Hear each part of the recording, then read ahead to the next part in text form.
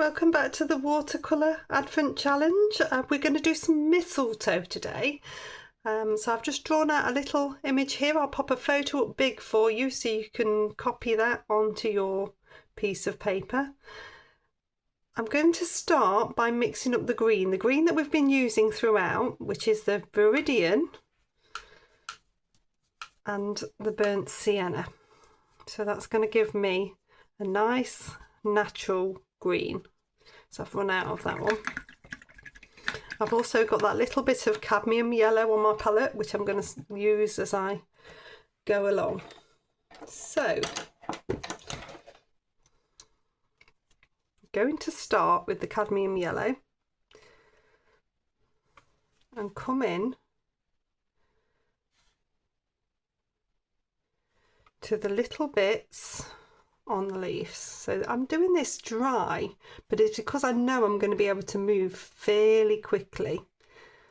So I want a little bit of yellow in here. If you are worried about it drying, then I would say just start with one leaf at a time. Now I'm bringing in the green. So I want that little bit of a yellow tone into this today. I'm using my round number 6.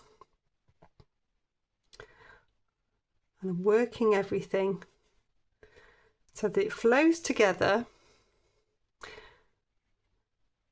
And I'm just getting a nice shape in first of all. So I want to come over the green and over the yellow. But I'm going to try to leave a little bit more yellow in that centre bit. Just concentrate on getting a nice shape on these leaves. Got like a nice flowing shape. You can look up mistletoe if you're not sure what it's like. I wasn't 100%, I had to look it up. I'm going to come in with the green and my rigger, this is my number 2 rigger, and get these stems in. Flow that through.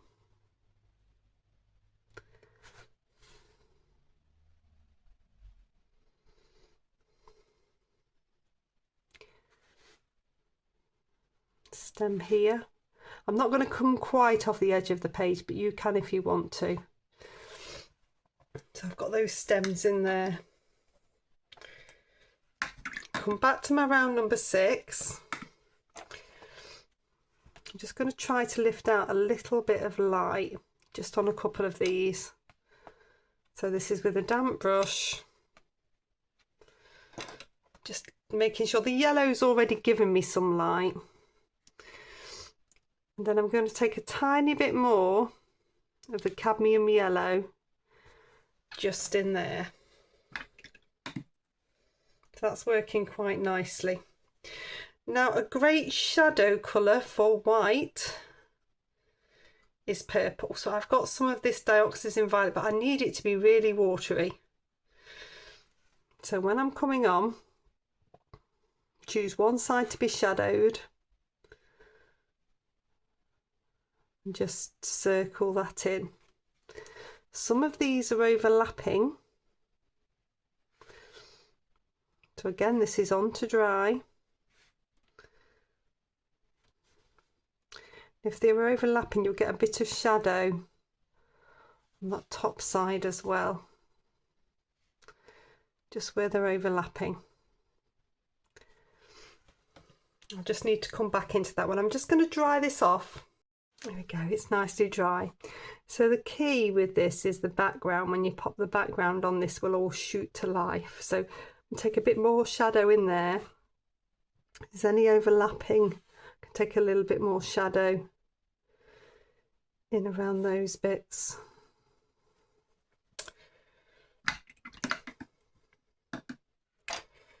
Okay, so I'm going to vignette my background in, so it's going to fade out, and I'm going to do it bit by bit and just work round. So with my round number 10, I'm going to take water on further than it needs to go, And I'm going to get as close as I can to the berries, but I don't need to be absolutely on top of them. I'm actually going to use a little bit of the Payne's grey, because I think it will just shoot them out really nicely. You could use blue if you wanted to use blue of sky as well. So I'm concentrating on getting a really nice edge to the berries.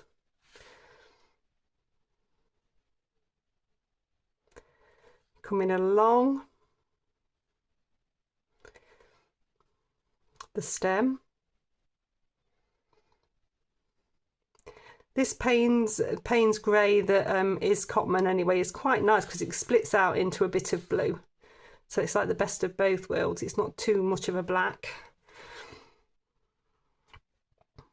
You can see how it's just spreading a little bit but not going too far. I can bring this down here. That's already started to give me a background and make those berries pop. If you struggle to get into anything, then swap down to a detailer so it's nice and neat. You can get right into those berries.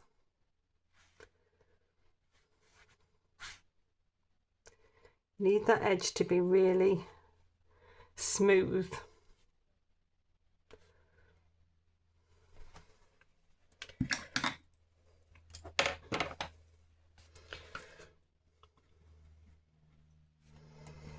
I'm going to come in at the bottom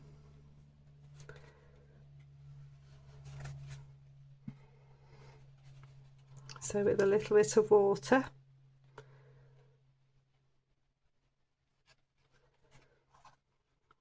Just mind that tape. As close as I possibly can get, and then I can bring the Payne's grey in.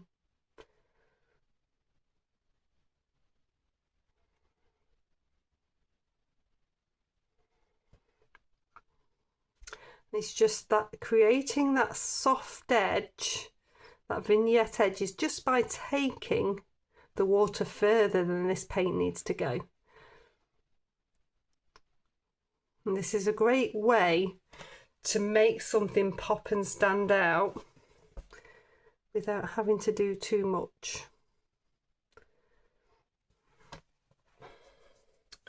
Okay, I'm going to dry that off. Okay, I've twizzled around because I need to be able to access this bit at the top and see the tip of my brush. And so it's easier to do this upside down. And I'm going to come in these sides. So with my round number 6, I've taken the water in with my round number 10.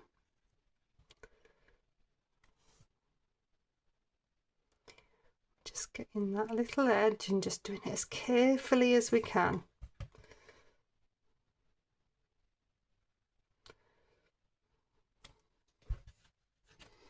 Just going to take a little bit more water, and when you've got these natural breaks, it gives you time to just reset, and you have to do it in a certain amount of time and get it right. So I'm going to come in this side. Try to get these edges as neat as possible, but it will still pop out. Even if they're not neat, it will work fantastically. If you get areas that are a bit darker, leave them. It works really nicely to have that mix. Then I'm going to come into the centre with a bit of water with my round number 10.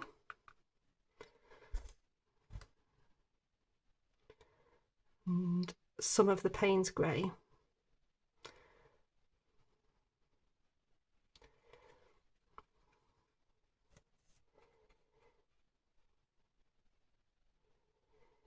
You can see you don't need to get right the way up to something, because it actually works really nicely to have that water in the centre and then take the flow of the paint and that be a bit darker around the berries and around the stems.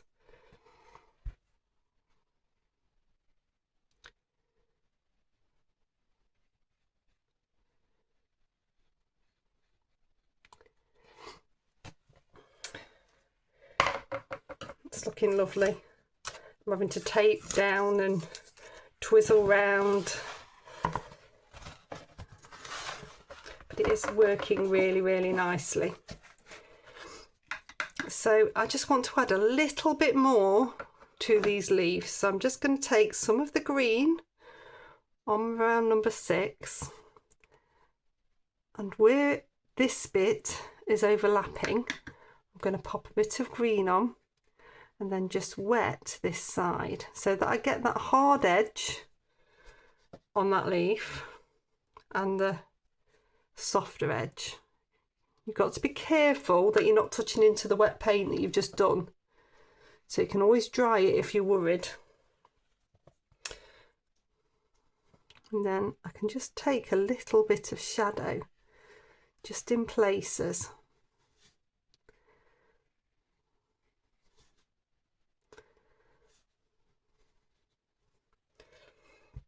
And this is just with the green, and then with a wet brush I'm just dragging it down a little bit more, so it's just giving an extra dimension. So that's it for today. I shall see you tomorrow.